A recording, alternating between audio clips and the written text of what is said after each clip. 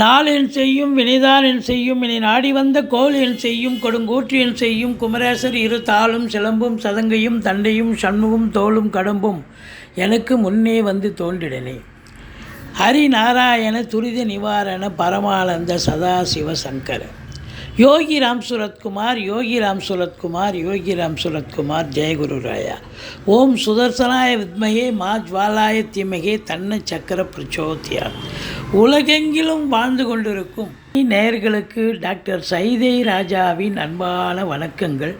நாம் இப்பொழுது இந்த எபிசோடில் வாக்கிய பஞ்சாங்க அடிப்படையில் வார ராசி பலன்கள் செப்டம்பர் 16 முதல் செப்டம்பர் 22 வரைக்கும் உள்ளடக்கிய நாட்களுக்கு கிரகங்கள் ஒவ்வொரு ராசிக்கும் எப்பேற்பட்ட பலன்களை வழங்கப் போகிறது என்பதை பார்க்கலாம் வாங்க. சிம்ம ராசி காலபுருஷனுக்கு 5வது ராசி. மகம் பூரம் உத்திரம் முதல் பாதம் உள்ளடக்கியது. இந்த சிம்ம ராசி அன்பர்கள் அதாவது சூரியனுடைய ஆதிக்கம் நிறைந்தவர்கள். இப்பொழுது சூரிய பகவான் 2ஆம் இடத்தில் அமர்ந்து குரு பார்வையில் இருப்பது மிக மிக சிறப்பு.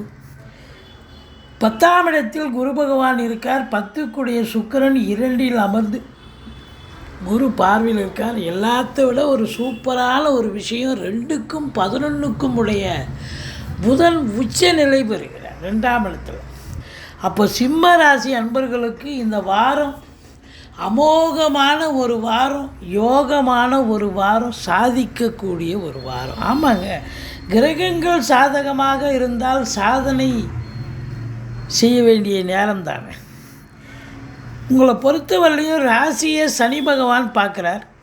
கொஞ்சம் டென்ஷனாக இருப்பீங்க, மந்திரிச்சு விட்ட மாதிரி இருப்பீங்க. இருந்த போதிலும் ராசிநாதன் 2ஆம் இடத்தில் இருந்து குரு பார்வையில் இருப்பது கௌரவம், புகழ், அந்தஸ்து, செல்வம், செல்வாக்கு, தன்னம்பிக்கை அதிகரிக்கும். குடும்பத்தில் ஒரு மகிழ்ச்சியான சூழல் நிலவும். கொடுக்கல் வாங்கல் செய்யலாம். நல்ல பண வரவு இருக்கும். உங்கள் சொல்லுக்கும் செயலுக்கும் மதிப்பு மரியாதை கண்டிப்பாக ஏற்படும். வாக்கினை தொழிலாக கொண்டு செயல்படக்கூடிய இந்த சிம்ம ராசி அன்பர்களுக்கு இந்த வாரம் சிறப்பான ஒரு வாரமாகவே அமையும் அப்படின்னு சொல்லலாம். ஆரம்ப கல்வி பயிலும் மாணவ செல்வங்கள் மிக சிறப்பாக படிக்கக்கூடிய காலம். மற்றபடி 4ஆம் இடத்தை குரு பார்க்குறார். வீடு வாங்க, வீடு கட்ட, ஃப்ளாட்டு கட்ட, மனம் வாங்க, தோட்டத்துறவு வாங்க, அதாவது சொத்து பத்துக்களில் இன்வெஸ்ட் பண்ணக்கூடிய ஒரு காலகட்டமாகத்தான் இது கண்டிப்பாக விளங்குகிறது. இப்போ அதிகமான ஒரு வருமானம் இருக்குதுன்னு சொன்னால் ஏதாவது ஒரு செலவினங்கள் சுப செலவு ஏற்படத்தானே வேண்டும். சொத்து பத்தில் இன்வெஸ்ட் பண்ணலாம், இல்லை பிள்ளைகளை வெளிநாடு அனுப்பி படிக்க வைக்கலாம், உயர்கல்வி படிக்க வைக்கலாம். இப்படி ஒரு நிலை. தாய் வழி சொந்தங்களால் அனுகூலம். உங்கள் சுகஸ்தானம் திருப்திகரமாக இருக்குது. 4ஆம் இடம் குரு பார்வையில் இருந்தால் அசையா சொத்துக்கள் மூலம் லாபம்.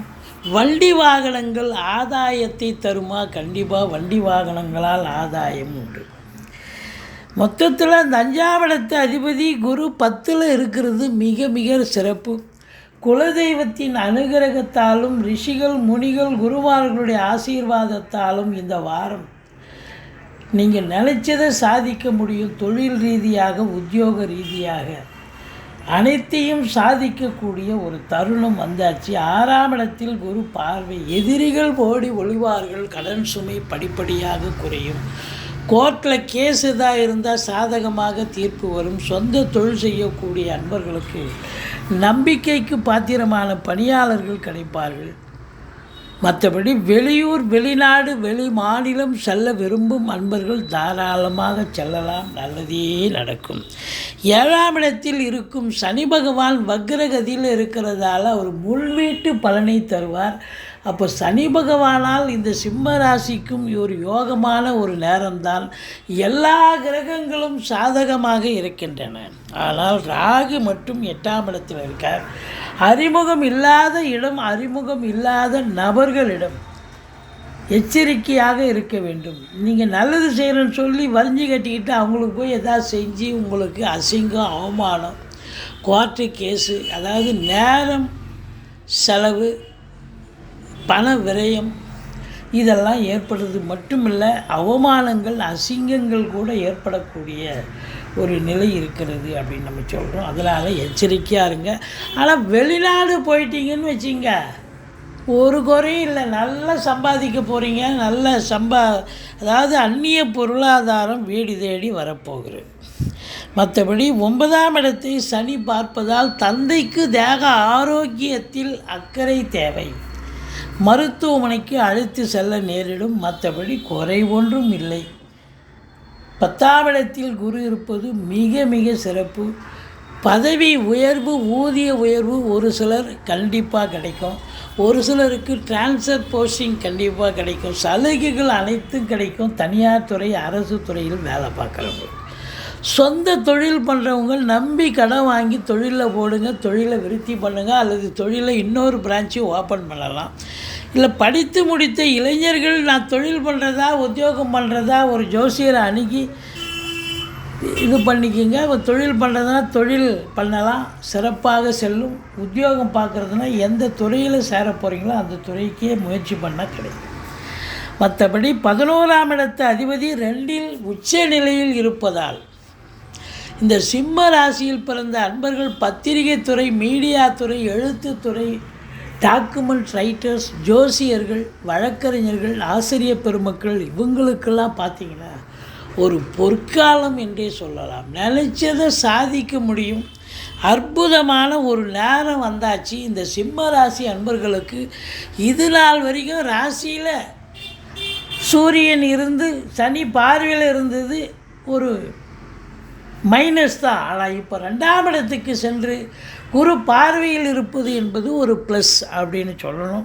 இந்த சிம்ம ராசியில் பிறந்தவர்கள் 18, 19, 20 ஆகிய தேதிகளில் சந்திராஷ்டம நாட்கள் வருவதால் மிகுந்த எச்சரிக்கையோடு இருங்க. சந்திராஷ்டமம்னு சொல்லிக்கிங்க. மற்றபடி நீங்கள் துர்க்கையை வழிபாடு செய்யுங்கள். வாழ்க்கை வளமோடும் நலமோடும் அமையும். இந்த சிம்ம ராசியில் பிறந்த அன்பர்களுக்கு இந்த வாரம் ஒரு சிறப்பான ஒரு வாரம். அதாவது ரொம்ப ரொம்ப அற்புதமான ஒரு வாரம் அப்படின்னு சொல்லலாம்.